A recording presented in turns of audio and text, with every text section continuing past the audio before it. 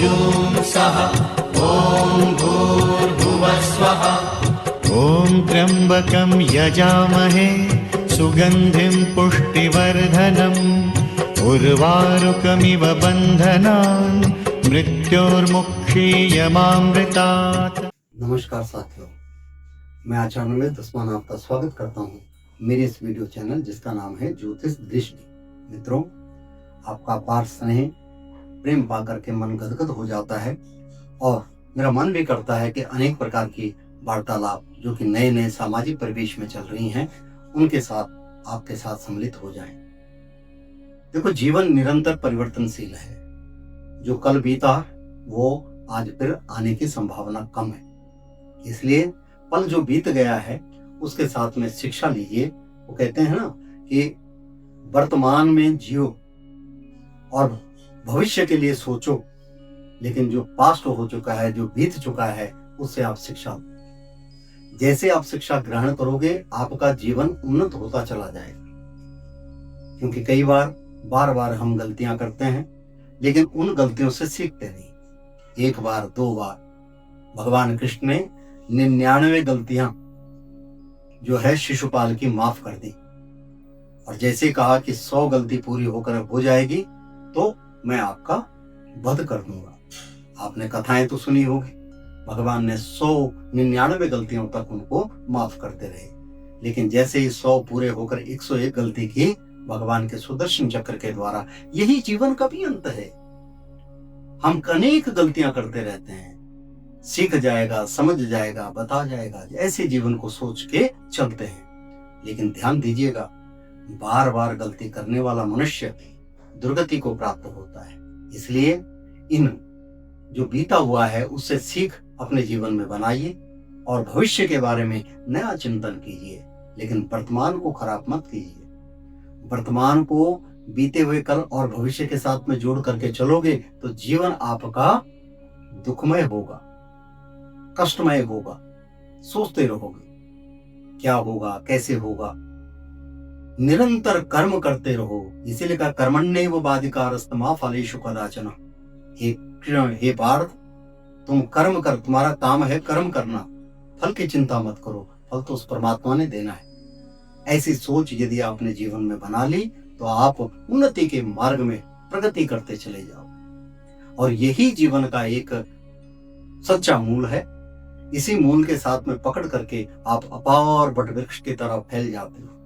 मित्रों, आइए साप्ताहिक फलादेश में चलते हैं। मेष राशि वालों के लिए सप्ताह बहुत ठीक तो नहीं कहा जा सकता। शारीरिक मानसिक कष्ट उनके जीवन में चल रहा है। औषधि के द्वारा अपने शरीर को ठीक कीजिए, विचार अपने आप सफल होते चले जाएंगे। इस सप्ताह में मेष राशि वालों ने करना क्या है? माँ भगवती जगदम्बिका का ध्यान करें। सर्व मंगल मांगल्ये शिवे सर्वार्थ साधिके शरण्ये त्र्यंबके गौरी नारायणी नमोस्तुते। भगवती का ध्यान करने से आपकी मनोकामनाएं पूर्ण होती। वृष राशि वालों के लिए समय अच्छा है। लाभ, उन्नति, धन ऐश्वर्य की वृद्धि होगी। नए काम की रूपरेखा बनेगी और सहयोग भी पूर्ण मिलता रहेगा। वाहन का भी सुख प्राप्त होगा। मिथुन राशि वालों के लिए समय अच्छा चल रहा है। लाभ, उन्नति, धन ऐश्वर्य की वृद्धि, मान सम्मान बढ़ेगा, मित्रों से सहयोग प्राप्त होगा, अनेक प्रकार की सफलता आपके चरण चूमेगी। कर्क राशि वालों के लिए भी समय ठीक चल रहा है। किसी प्रकार का कोई कष्टकारी नहीं है। हाँ, थोड़ी सी चिंतन है कि आप अपनी वाणी पर भी संयम रखिए, क्योंकि कहते हैं कई बार वाणी की कटुता के द्वारा आपका जीवन त्रस्त हो जाता है। इसलिए मीठी वाणी का प्रयोग करें तो सफलता प्राप्त होगी। सिंह राशि वालों के लिए समय अच्छा है। धन ऐश्वर्य की वृद्धि होगी, मान सम्मान बढ़ेगा, मित्रों से सहयोग मिलेगा, परिवार में सुख आनंद की समृद्धि होती चली जाएगी। कन्या राशि वालों के लिए समय ठीक चल रहा है।